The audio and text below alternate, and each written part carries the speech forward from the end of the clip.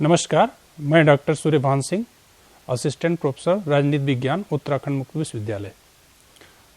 आज हम ecology of Indian public administration विषय पर चर्चा करेंगे। यह भारतीय लोक प्रशासन का एक महत्वपूर्ण विषय है। इस विषय पर हम यह अध्ययन करने का प्रयत्न करेंगे कि भारतीय प्रशासन किस तरह के पर्यावरण में, किस तरह के परिवेश में काम करता है।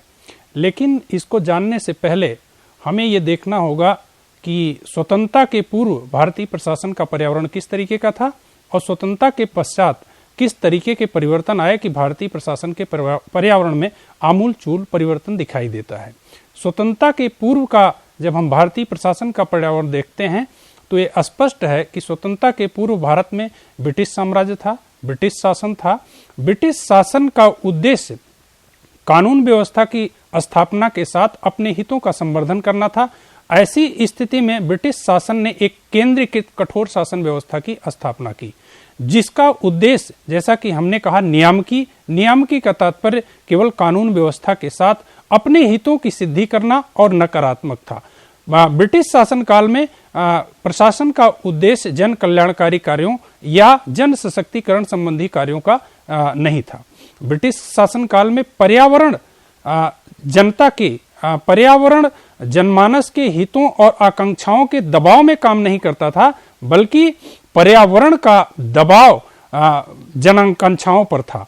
यानी लोगों की आकांक्षाओं की तृप्ति के लिए प्रशासन कार्य नहीं करता था, बल्कि प्रशासन कानून व्यवस्था की स्थापना कर ब्रिटिश साम्राज्यवाद के विस्तार के लिए काम करता था। अब सवाल उठता है कि स्वतंत्रता के बाद किस प्रकार के परिवर्तन आए भारतीय प्रशासन के पर्यावरण में। चूंकि स्वतंत्रता के पश्चात भारतीय संविधान निर्माताओं ने संसदीय लोकतांत्रिक शासन प्रणाली को अपनाया।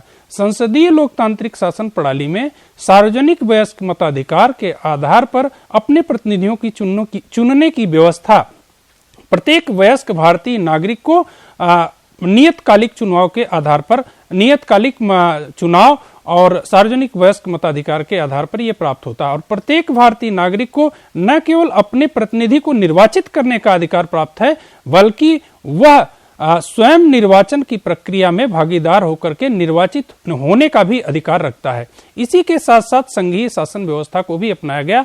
चूंकि भारतीय सामाजिक और सांस्कृतिक व्यवस्था इस प्रकार से है कि इसमें बहुत सारी बहुलताएं पाई जाती हैं, अर्थात बहुत सारी जाति, धर्म, भाषा, क्षेत्र और भौगोलिक विविधता भारतीय समाज में, भारत में पाया जाता है। ऐसी स्थिति में इन सभी विविध आकांक्षाओं की तुष्टि के लिए स्थानीय स्तर पर शासन व्यवस्था की स्थापना भी हो सके, ताकि उनकी आकांक्षाओं के पूर्ति के अनुरूप स्वयं उनकी भागीदारी से स्थानीय शासन को प्रोत्साहित किया जा सके। इसलिए संघात्मक शासन व्यवस्था की स्थापना भी भारतीय संविधान निर्माताओं ने की। चूंकि अब लोकतांत्रिक सरकार है, संसदीय लोकतंत्र है, जिसमें लोकतंत्र का तात्पर्य, लोक से जनता, तंत्र का तात्पर्य शासन अर्थात जनता का शासन है।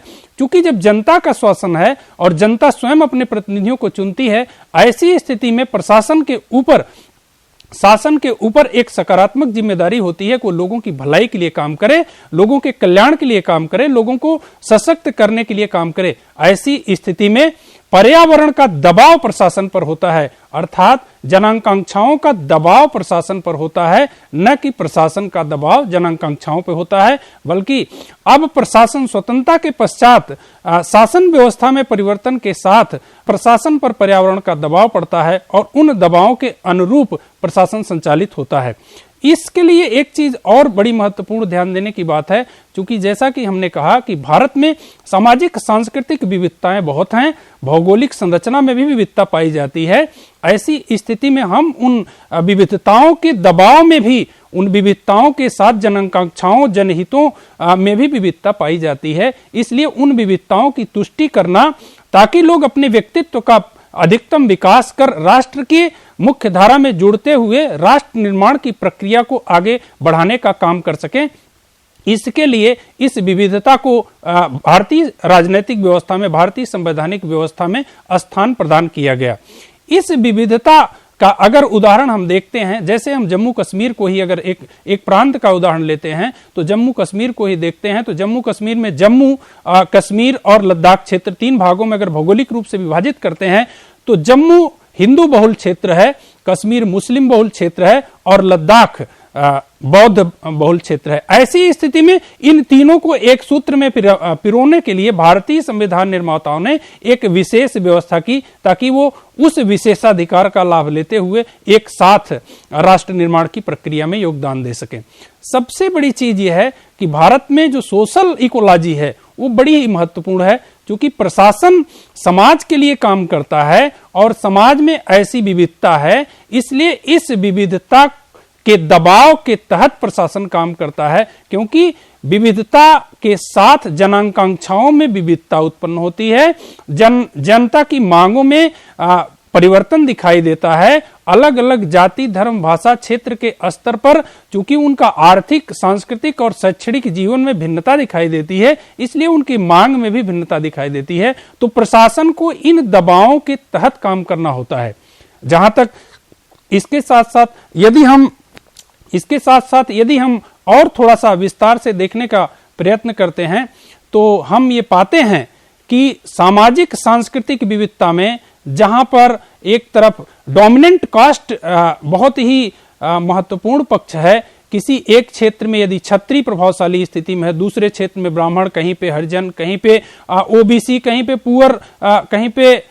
पुअर बैकवर्ड, ऐसी स्थिति में यह बड़ा ही महत्वपूर्ण हो जाता है कि किस प्रकार से इन विविधताओं को, इन सामाजिक विविधताओं को एक सूत्र में पिरोते हुए इनको राष्ट्र निर्माण की मुख्य धारा में जोड़ने का काम किया जाए। इस संदर्भ में एम.एन. श्रीनिवास, प्रसिद्ध समाजशास्त्री एम.एन. श्रीनिवास कहते हैं कि भारतीय समाज चूंकि वंशानुगत आधार पे भारतीय समाज में जातिगत व्यवस्था में स्थितियां तय होती हैं, उनके कुछ अपने वंशानुगत पेशे होते हैं, उनके वंशानुगत पेशे के साथ साथ उनके सामाजिक सहवास में, सामाजिक अंतःक्रिया में बहुत सारी निर्योग्यताएं, सामाजिक, आर्थिक और राजनीतिक जीवन में निर्योग्यताएं दिखाई देती हैं।